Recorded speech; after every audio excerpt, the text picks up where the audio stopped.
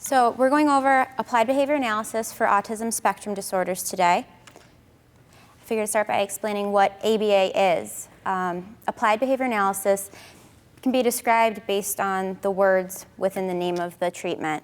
So applied means anything meaningful to society, meaningful to a person's life. If it doesn't improve upon a person's life, then it isn't applied. Behavior is anything an organism does that can be observed and measured. In the behavior analysis world, sometimes we'll say it's anything a dead man can't do.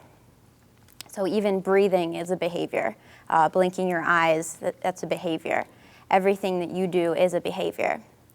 Analysis means that we're able to demonstrate a functional relationship between our interventions or the manipulation of variables in the environment and the resulting behavior change in that individual.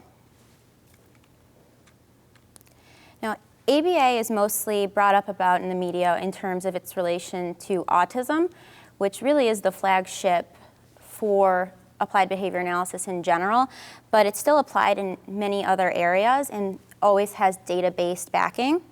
So it's used sometimes in AIDS prevention, typically with medical adherence, taking the medications on time, conservation of natural resources, improving recycling behaviors. Safety skills is a really fantastic area of ABA. Dr. Miltenberger is a leader in this field, and he actually assessed the Eddie Eagle gun safety program for the National Rifle Association and found that their training program for children didn't actually reduce a child's behavior with gunplay.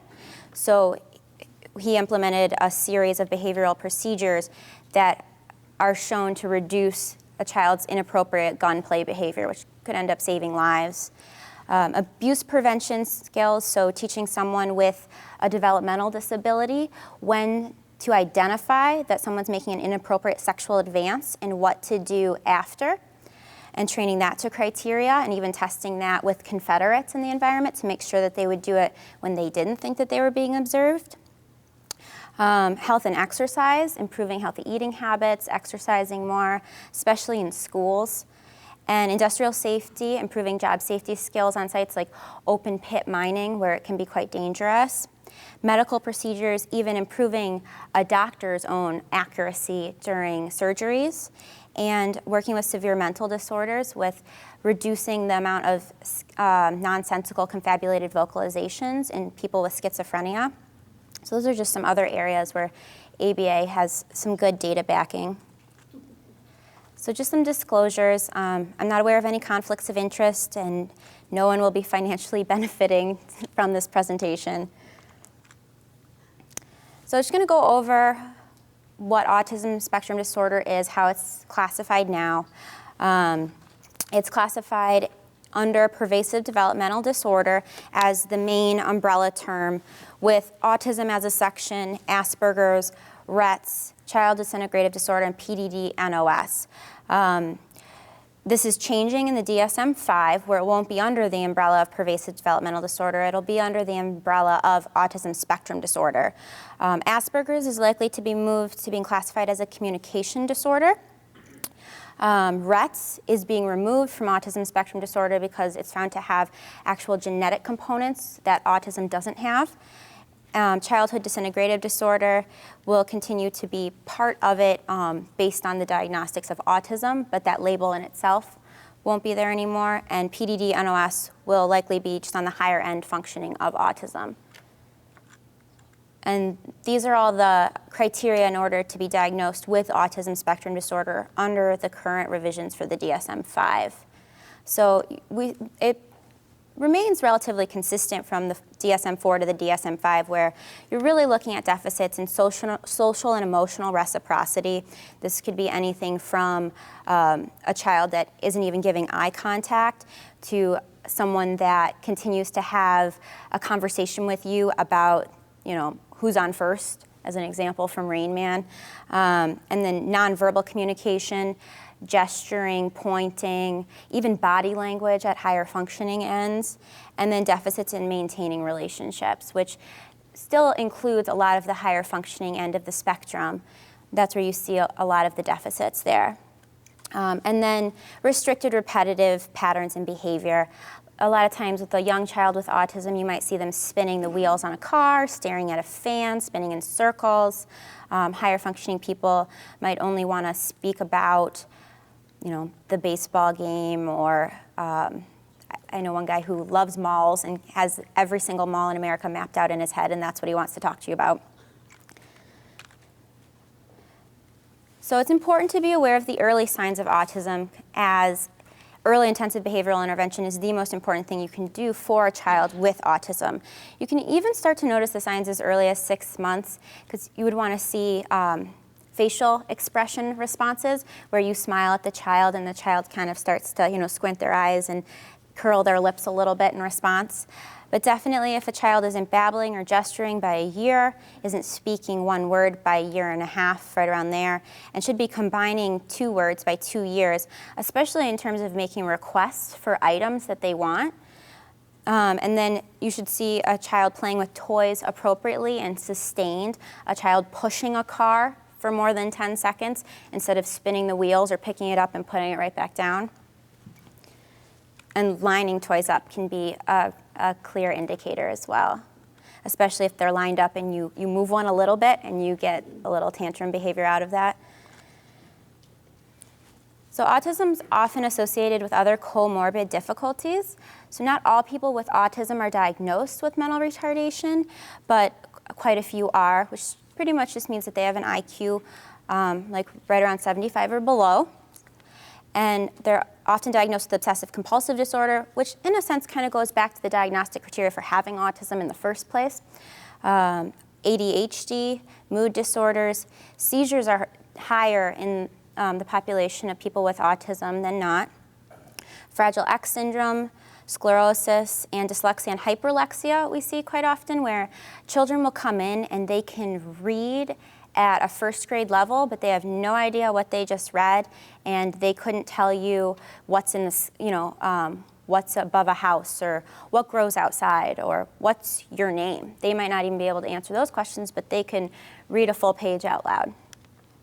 And sometimes food intolerances are higher in people with autism. So a brief history of ABA. ABA got started with John Watson, where he argued that psychology should focus on observable behavior and not states of mind.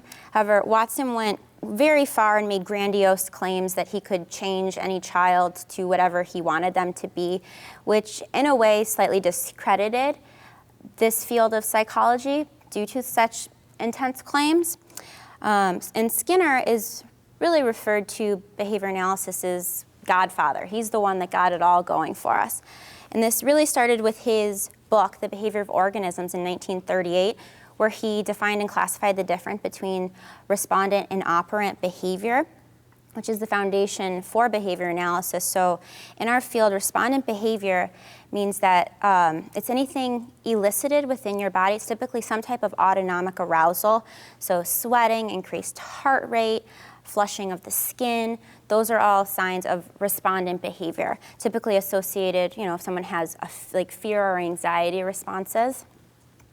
And operant behavior is the behavior that you engage in because it's been reinforced in the past. So me being able to speak to you right now is based on the operant contingencies that I encountered growing up.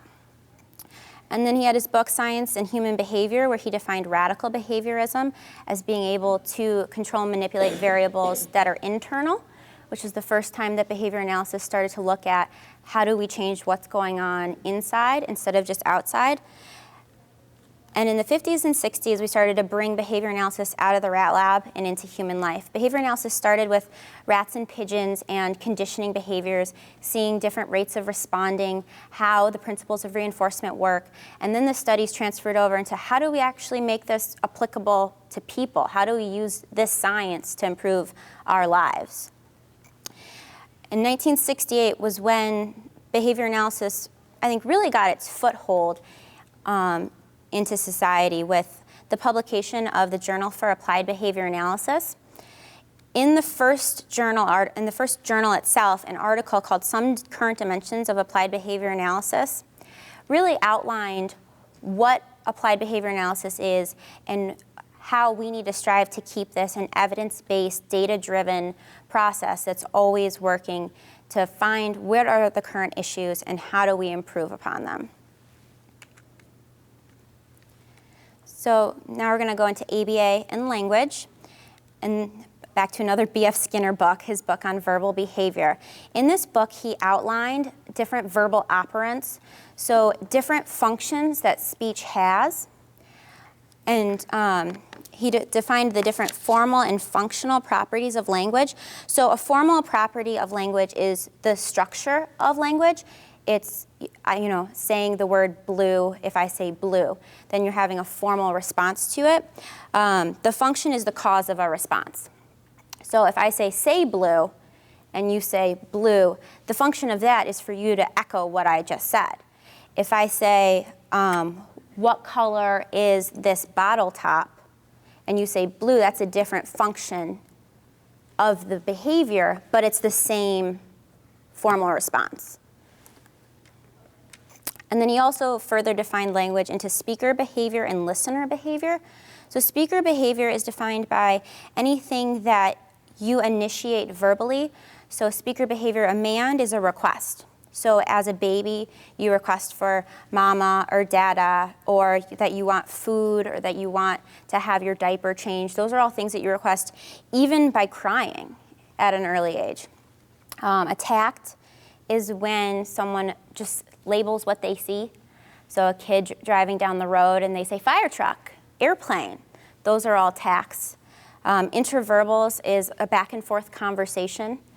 And listener behavior is knowing how to respond to what you see or what someone tells you to see. So the example of say blue and the person says blue, that'd be listener behavior because you have to listen to what I was saying. Textual responding, so being able to read, being able to write, and being able to copy a text. Ivar Lovaas is one of the founding fathers of relating ABA to autism. His seminal study was done in 1987, showing that applied behavior analysis, when using our principles and working with children with autism, that you can increase their IQ drastically through the intensive intervention of 40 hours a week for 2 years. So out of his group, 47% achieved a normal IQ, which essentially means that that child is able to go into a typically developing classroom and have a much more normalized outcome for the rest of their lives, instead of 2% for control groups. So some people with autism do achieve a typical outcome, but it's very far and few between without the early intensive behavioral intervention. And since then, studies have continually been finding that ABA is effective at increasing appropriate behaviors for children with autism. And just to go back to the point of increasing the IQ, so IQ changes over time. IQ changes with your knowledge base. So if you're teaching someone, their IQ increases, especially for young children, where they're going to continue to learn from the environment for the rest of their lives if they have those foundational skills to be able to understand that. So early intervention has numerous different approaches that clinicians can employ. Discrete trial training was one of the first forms of early intervention approach. It's where you present a stimuli. We haven't gotten to describing what an SD is. It's a discriminative stimulus. It means that reinforcement is available. So they would say something like, what color is this? And the child's supposed to say blue. So when the child says blue, you give them a reinforcer. And you would do that multiple times over and over, is discrete trial. Really intense discrete trial I would consider to be an outdated form of implementation. It's not as fluid and natural as a lot of the other technologies that we've developed. Verbal behavior goes back to Skinner's description of verbal operants, and it teaches all of those different operants systematically for a child to make sure that, okay, if the child can say blue, can they tell me what's blue? Can they point to blue? Can they tell me what category blue belongs to? What other things are blue? So those are all the different things that you're making sure that a child fully understands with the verbal behavior approach. And then naturalistic teaching is really important because you want a child to learn in the environment and not have everything so strictly programmed. So you can teach parents to do this type of training. Pivotal response training is a fantastic evidence-based practice to teach parents how to evoke functional language out of their children. So an example of this would be a parent is at the park with their child. The child really enjoys swinging.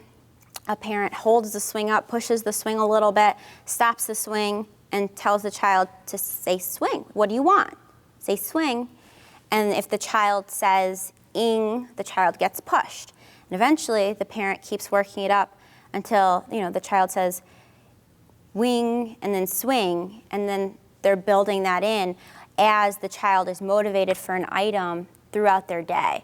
You can even do that with, choosing what juice the child wants, apple, orange, or grape. And then that child will reach for the item, and then they have to make some type of vocalization to request it. So it's fantastic to keep what you're doing in the clinic continuing at home and in the natural environment.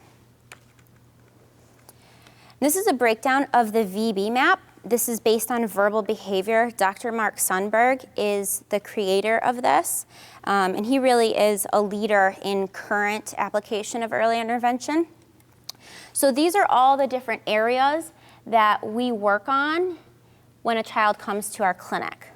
So within each of these areas, there could be 30 different skills that we're teaching with all of these different ones. So manding, we're working on the child's ability to request, the child's ability to say what you say for COIC, vocal responding, for a child to be able to babble and respond with phonemes. And a tact is, again, seeing an item and labeling it. Listener responding, visual match to sample, so a child we'll start out with two identical objects, 3D object, and they match with those. Then eventually they match identical objects on cards, then similar objects. And then eventually you move to categories. You want to see a child playing appropriately, again, like a duration play with a car, beating on a drum for a little while, being able to imitate you. This will be, as something as raising your hand, to pointing to your nose, to even eventually like sticking your tongue out or raising your eyebrows, even really fine-tuned imitation. Listener responding by feature, function, and class. Tell me some types of vehicles. Tell me some types of animals. Tell me some types of farm animals. Tell me some animals that live at the zoo. And interverbals, it's just the conversational responding. You drive the child will say car. And we're going to also teach them a car is something you drive. So these are all the components that you have to teach a child with autism what the things in our world actually mean. Otherwise, you don't know that they have a working knowledge that that's what it means. And typically, developing child picks this up, through daily living. And then group, we want to teach children how to act in a group, how to sit appropriately at circle time, how to have proper linguistic structure to their speech, how to interact socially, and eventually we work on math and reading skills at the very end of training. So when we're beginning programming with a young child, the first things that I will work on, if I don't see that as a mastered skill already, is the child's eye contact. When you're working, you want to see the child actually attending to what you're saying and what you're doing. So building up eye contact is extremely important, especially when responding to their own name as well. Compliance to instructions. Sometimes it's shockingly difficult to keep a child in a chair just for a few seconds at a time. So we work on building that up, and we reinforce a child responding to an instruction that we know that they're likely to do. Like, go jump on the trampoline. We know that the child wants to run to the trampoline, so we instruct them to do it. They do it. So they're getting the reinforcement of engaging in the activity that they were desiring at that moment and the social praise for following your instruction. We work on object play, building blocks, constantly working on requesting. If I give a child a juice box, I'll typically keep the straw so that they have to ask for the straw. And then imitation, again, gross motor, fine motor, imitation with objects. So now we're on to the variables that control behavior. And these variables are true for children with autism, for my dog George, for you, for me, for every living creature that really responds and interacts with the environment. So first, we have to know that reinforcement is available. And that's what a discriminative stimulus is. A stimulus in itself is anything that your senses can recognize. So a stimulus can be the lighting, the level of lighting, how light or dark it is. Raining outside, the rain is a stimulus. It's everything in your environment is signaling something to you with how to respond based on what has been reinforced in your past. Stimulus control is once that's really established. Once, if I say touch water, the child knows that to touch water because it's been reinforced throughout their history. And motivating operations is what makes behavior likely to occur. So not only do you have to have had a behavior get reinforced in the presence of a specific stimulus, you also have to want it at that time. So an example is pizza is a stimulus that I can access delicious tasting food, I can remove my hunger, and that's happened for me in the past when I've seen pizza.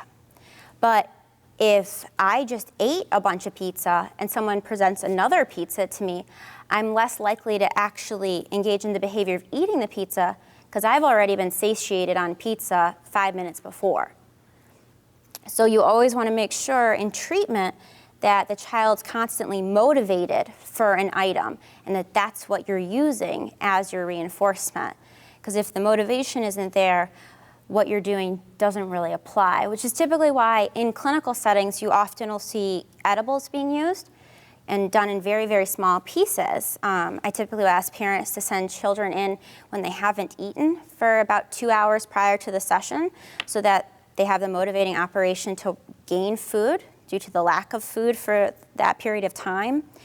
And the child is motivated for that food, for the taste, for the lack of food in their stomach at that time, which is harder just because in the typical environment, you can actually use the item that they want at that time to be what they request. But when you're working in a session and you're trying to train all these different skills, it's just not as feasible to do with the natural item, and food is a really effective way to do that. Also jumping on a trampoline, kids love to be lifted up, sometimes tickles, whatever the kid likes. And then reinforcement goes back to the motivating operation where it has to be something that makes a behavior more likely to occur in the future. So if I was sitting down and I'm working with a child and I kept giving them pretzels after every time we did a training session and I wasn't seeing an increase in the behavior, maybe pretzels aren't reinforcing. So maybe you move to M&Ms or something. So typically you always do a preference assessment so you don't run into that issue, but that's what it would mean essentially is that reinforcement is not likely happening. So some basic procedures that we use in sessions is prompting. So we want a child to engage in the correct response. In order to increase the likelihood that that's going to happen, we provide prompts. And we do this usually with a prompt delay. So typically when a child comes in, we're starting off a program. We've already probed the skill. We know the child does not engage in this behavior consistently. We immediately prompt. There is already the trainer's hand guiding the child's hand. There's another hand pointing to where the child should go, and that is immediately prompted to be done without allowing any errors to occur. And then the child receives reinforcement. As time goes on and the prompt is reduced from a full to a partial prompt, we step back and allow a greater delay. So instead of a 0-second prompt delay, we'll wait 2 seconds and see what the child's going to do. We'll still try to block any errors, but we allow that child some independence, and we'll reinforce responses of independence much greater than we will prompted responses, so that we don't have kids that become prompt dependent. Fading is our gradual removal of the prompts where the behavior still occurs without a prompt, which if we do our prompt delay procedure, we're essentially fading as we're teaching the child. Shaping, I gave an example earlier with pivotal response training in the swing. If a child's first able to say, you want the child to say swing, but they don't have that in their repertoire. So you're gonna have to work with what they do have. If you say swing and you hear ing, then you're gonna work for ing and slowly build that up, and then swing, and it just goes little by little until the child's actually able to say the word, but you don't expect a child that can say ing right now to say swing the very next time. There's still more steps in there to build. And chaining is teaching a person to engage in a chain of behaviors where the completion of one step signals the beginning of the next. An example of this is, say, brushing your teeth. It's really anything you do. It could be handwriting, brushing your teeth. So brushing your teeth, you pick up your toothbrush. Holding your toothbrush then signals for you to turn on the water. Everyone does it in their own order.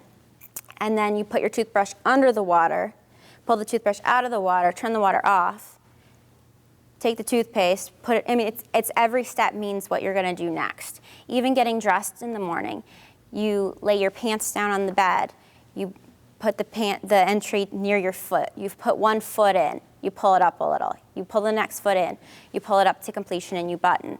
And each step signals what the next one is. This is probably my favorite slide in the entire presentation, just because I feel like it's the most misconstrued component of behavior analysis and behaviors in general, is the point of consequences. So in behavioral terms, a consequence doesn't mean something negative. So it's not like when your parents said, oh, there are consequences to that. There are consequences to everything. And in behavior analysis, consequences either result in reinforcement or punishment. All that reinforcement means is that a behavior occurs more often. All that punishment means is that a behavior occurs less often. You can achieve these outcomes by either adding a stimulus or removing a stimulus. So examples of this: positive reinforcement means that something was added and a behavior is more likely to occur in the future. Could be an example of what we do in clinic. We tell a child to touch the water, M&M is given, they are more likely to touch the water in the future, and we see that based on our data. That was positive reinforcement because we applied an M&M and the behavior occurred more frequently. Negative reinforcement would be removal of an aversive stimulus that makes you more likely to engage in a behavior. So I walk into my house and it's just too hot. So that heat is aversive to me right now. So I turn on the air conditioning to remove the heat. That's an example of negative reinforcement. And then on to punishment is when the behavior occurs less often. So positive punishment is when you apply an aversive stimulus to make a behavior occur less often. This could be a write-up at work, because you did something inappropriate and they want that to happen less often. So that write-up in itself is functioning as positive punishment. Negative punishment is the removal of a preferred item to cause a behavior to happen less in the future. So you already gave your teenager their allowance for the week, but then they took your car out when you were asleep and crashed it. So you're gonna remove, that's a really extreme example, but you'll remove the allowance most certainly, and probably a lot of other things too that are positive in their lives, in order to reduce the future likelihood of that inappropriate behavior. And that's an example of negative punishment. Does that make sense to everybody? Okay. So other common behavioral principles, if you ever hear the word extinction in a behavioral context, all it means is that you're stopping the current reinforcer that's being delivered. So you're stopping whatever's happening in the environment that's giving the reinforcement. So just the green section here. So for example, like if a child is getting taken out of class for throwing pencils, and we see that they're continuing to do that, Well, extinction would be that you don't get taken out of class for throwing pencils. You're just stopping that current reinforcer. Generalization is a very important part of what we do in a clinic because we don't want a child to respond in the clinic very, very well and go into school, go to home, go to a playground, and just spin in circles. We want what we teach to generalize, to branch over into other environments and other parts of this child's life. So this is when it occurs outside of our trained setting. And in order to achieve good generalization, you need to have a minimum of 2 tutors working with each child. And it's ideal to do it in different environments as well. I absolutely love it when we're able to not only have a child in the clinic, but go into the child's home, take the child to the library, go into the child's school. That's really when you'll see the best outcomes. And then maintenance is very important when working with children. We want to make sure that these skills are maintaining, that they're not dropping off now that they're not being trained specifically anymore. So a great way to do this is to train skills that'll contact natural contingencies of reinforcement. Typical interaction that keeps you and I engaging with each other. We want the same thing to happen for these kids so that when you teach a child to independently request, they're going to continue independently requesting because they're getting what they're wanting when they want it. And that's what we want to happen all across the board with the skills that we teach. So now I'm going to go into different types of interventions. So we've been talking about this whole time. ABA has data to show that it's effective at increasing skills and decreasing maladaptive behaviors. Early intensive behavioral intervention, so 20 to 40 hours a week. It's a big time commitment. It could be a big money commitment for families. Luckily, we have the legislation that has passed, so now the insurance companies will be providing the financial ability for families to get this care. And with this treatment, 50% of children are likely to develop a typically functioning IQ level at the end of 2 years. Another evidence-based intervention is using a picture exchange communication system. This is really great to use with children that do not have verbal communication abilities, little or no verbal communication abilities, so that they're using cards to signal what they want to people. Sign language is another good method, but it goes back and forth between, do you want a child to have to rely on a book to tell people what they want, or do you want the child to have to rely on meeting people in the environment that actually know sign language? So I typically will let a parent tell me what they would prefer their child learn. Some biomedical interventions that do not have an evidence basis for children with autism across the board are special diets, especially the gluten, casein, sugar-free, dye-free, all of that. It can be very expensive, very time-consuming, and there's absolutely no data to support that children with autism need to be on these types of diets. Now, if you actually have an allergy to one of these items, by all means, please do not eat that food item. But by removing gluten and casein, you're not likely to all of a sudden not see any more signs of autism anymore. And then this also carries a risk of having inadequate nutrition. A little personal aside on this is I actually have a gluten allergy. I have celiac disease. My younger brother has autism. I do not have autism. He does not have celiac disease or an allergy to gluten. A very dangerous therapy for children with autism is chelation therapy, where you're leaching the body of heavy metals. It can be good if you have heavy metal poisoning, but not just because a child has autism. This has even resulted in death in some cases. And vitamin therapy, the only study that I've seen have actual research to show that it's ineffective was comparing vitamin B6 with magnesium to see if that improved behaviors at all. It was shown to be ineffective. Other combinations haven't been tested, and I'm not going to stand up here and say that just because something hasn't been tested means that it doesn't work.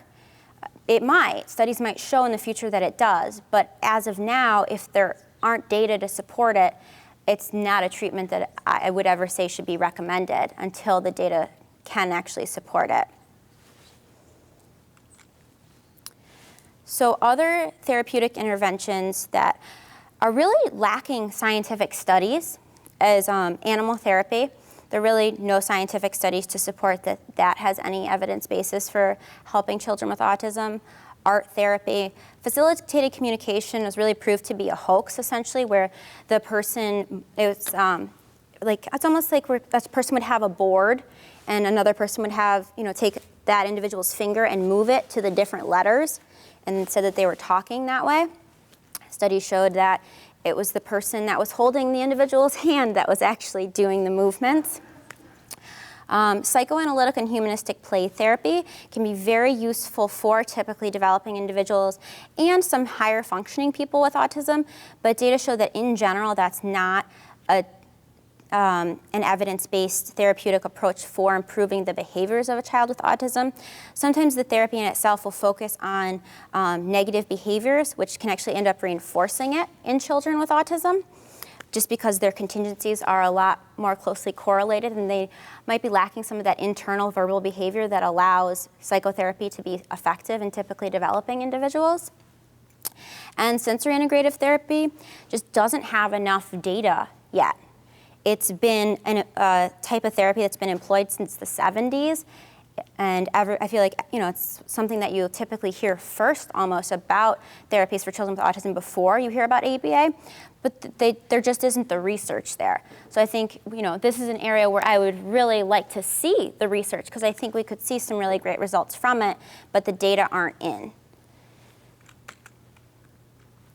So back to the basics of behavior analysis. And this section is kind of going to go over how we respond to problematic behaviors. It applies the exact same to training behaviors, and these are our basic principles of all behavior is broken down to the antecedent, what happens directly before, what was signaled, what was that SD, the behavior itself, and the consequence following the behavior. So remember, when you see consequence, it doesn't mean anything negative. It's just either reinforcement or punishment. So that behavior is happening more or less based on that consequence. So this is escape, maintain, problem, behavior. In behavior analysis, we always try and determine what's the function of the behavior. I don't really think about why someone's doing something. I think about what they get when I observe the behavior. So it's all very systematic, very observational.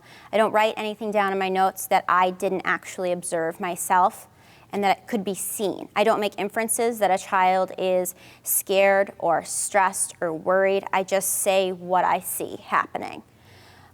So if a child was sitting down at the desk doing their homework, they threw their pencil at the teacher and the teacher moved into the hallway, and then the next day they threw their pencil and maybe ripped their paper.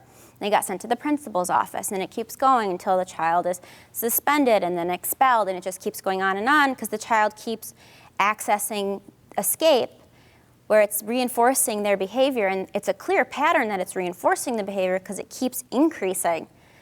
But if the response, the consequence doesn't change, the behavior continues.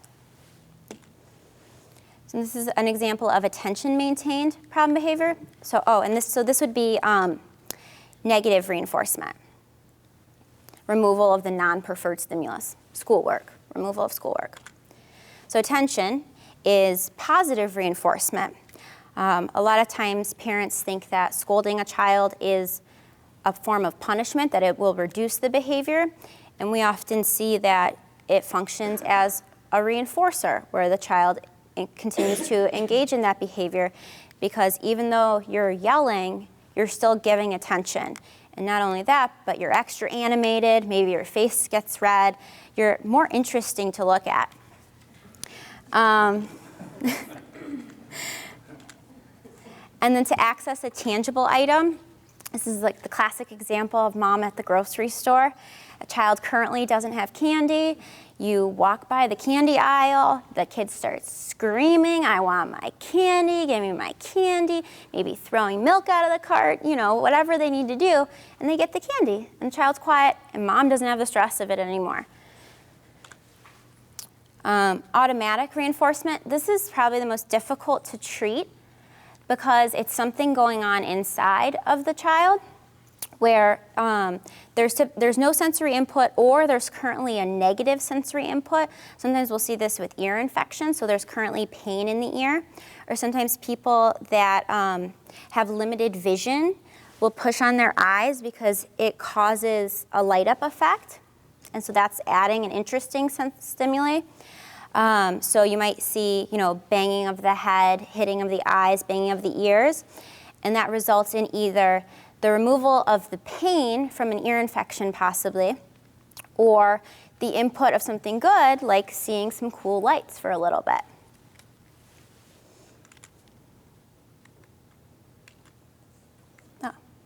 So how we determine the function is by taking data. It's just very observational, straightforward data. So we like to say, what was the time of the day? What was the activity? The antecedent, could be something like sister playing alone near the other sister. Then she hits her sister. Then mom says, stop it.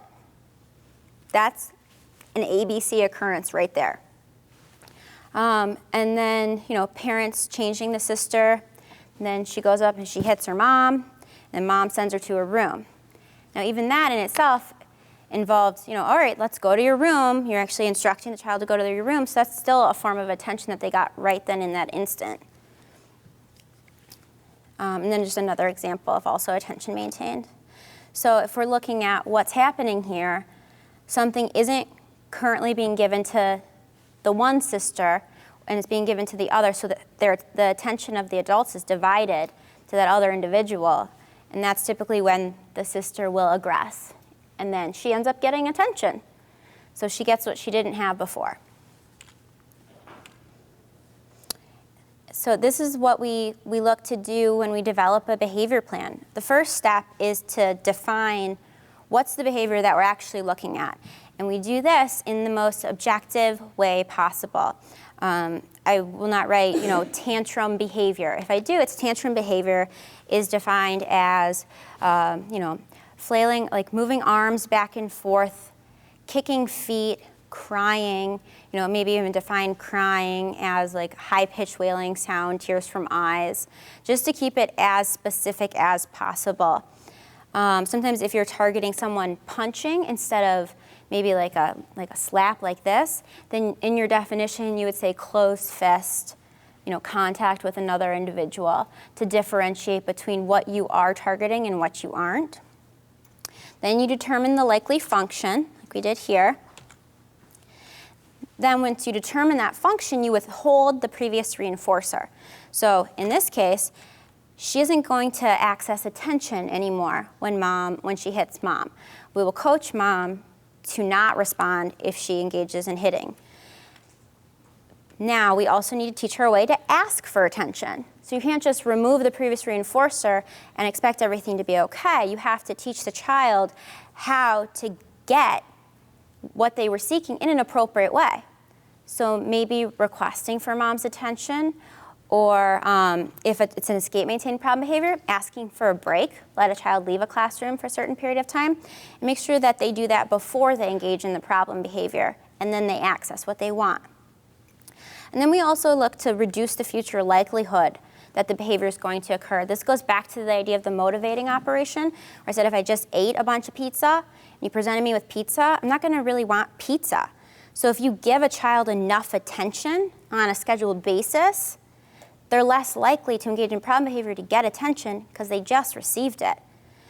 Same thing for escape. You can give escape on a non-contingent basis on a time schedule, and it will reduce escape maintained problem behavior.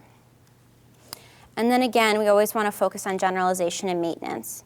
This is just an example of giving someone a replacement behavior task for a break. Since we have some nonverbal consumers where they just sign break, they're able to access it. Just example of a data sheet to keep track of the behavior, which we always want to do to know if our procedures are putting this behavior on extinction. Are we really seeing a decrease? Maybe we are inadvertently reinforcing the behavior because we didn't get the function right. And we need our data to tell us that so that we can adjust the treatment. So overall, our treatment goals are always to decrease our negative behaviors, increase positive behaviors, and increase the functional repertoire. Give someone some skills to really interact with the environment. So again, overall, we want to improve the language and communication, people's ability to socialize, to take care, daily independent living skills, brushing their own teeth, taking their own bath, dressing themselves, and to reduce barriers to treatment, so reduce non-compliance and reduce other problem behaviors, and then to train the replacement behaviors so people know what they should be doing, so they're focusing on that. Questions, comments? Yeah. How you would stop headbanging via ABA? So first we do the basic analysis, or it's really the functional assessment. So we would observe in the environment, typically from an interview. I'll find out what time of day does it happen, who's typically there, and that's when I'll come and observe. And so I would take the data on what's the exact antecedent, behaviors, headbanging, what was the exact consequence, and keep it as objective as possible. And the antecedent isn't something that 30 minutes ago they were told they couldn't go outside for recess. It's what happened right before, which can even be sitting alone, which is often overlooked. Sometimes people think that there was no antecedent, no direct antecedent because someone was by themselves, and that in itself is an antecedent often. And then the plan would focus on not delivering that reinforcer contingent on headbanging, and then teaching the child to request either a break or attention likely, unless it is automatically maintained, which is another story, and then reinforcing the absence of headbanging. Does that help, or does that make it more confusing? I guess except I just wonder when the child is so engaged in that, and that's what they're using to stimulate or calm or whatever they're using the headbanging for, how do you keep the child safe? I mean, in terms of, don't you need to remove them from the situation immediately? And how do you calm the child so that behavior can stop? Here's something. In behavior analysis, we don't use calm. It's either accessing a preferred item, like accessing the attention, or escaping the activity, or it's something internal. So we don't actually teach to calm. We would teach the appropriate behavior to get what they want. So say it is sensory based. So we teach a child to request maybe a tight-fitting helmet or something to provide some type of stimulation, which our fabulous OT is in the audience right now, which she will help design for that.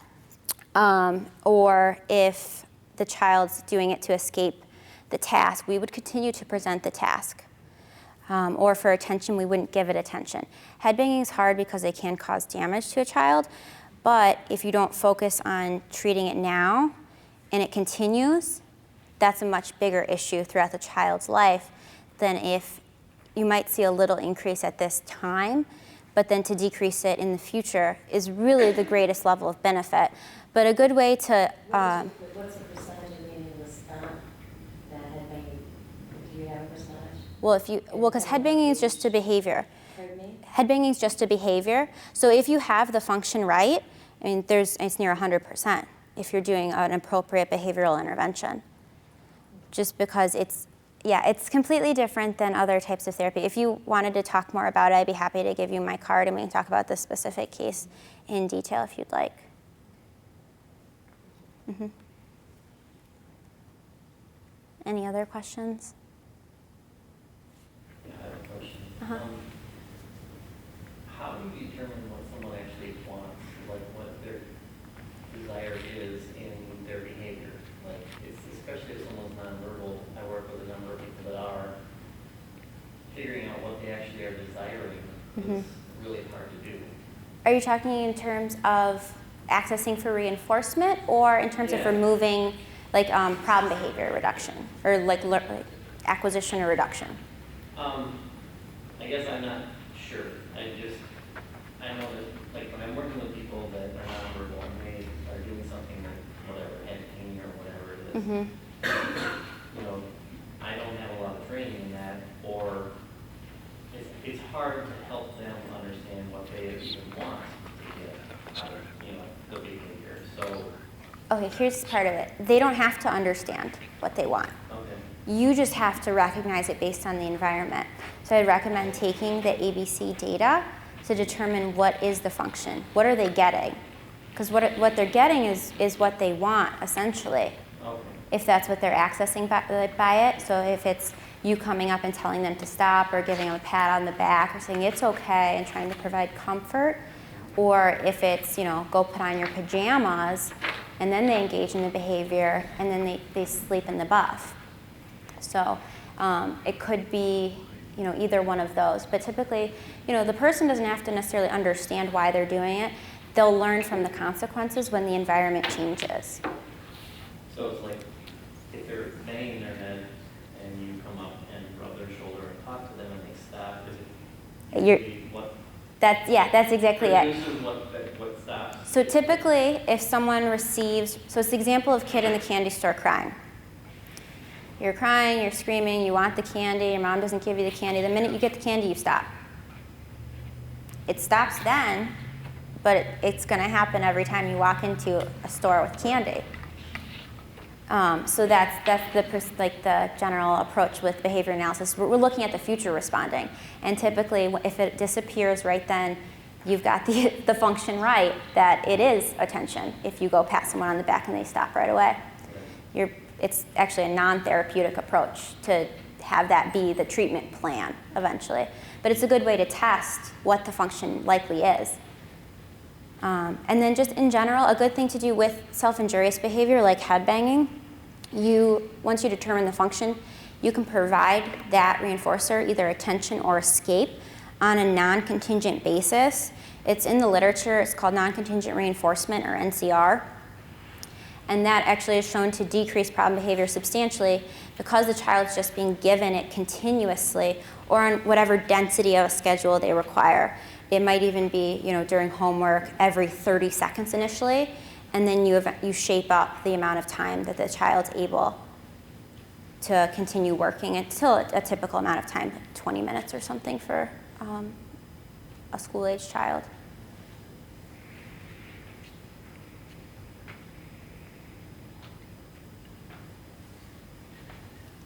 Anything else? Are we able to get a copy of your PowerPoint? Sure. I have handouts on the back table, but I don't know if we have an email listing, but I could send it out to everybody too. And also, this will be posted on, is it the main Hope Network page or a certain page? If you go to the hopenetwork.org/CFA round website, the same one that you can also find through the Autism section of the Hope Network page. If you navigate from the main page, we'll have a videotape of this presentation. You also have contact information. There's an email address there. You can contact us by email. We'd like to provide additional information that way as well. Thank you, everyone, for coming.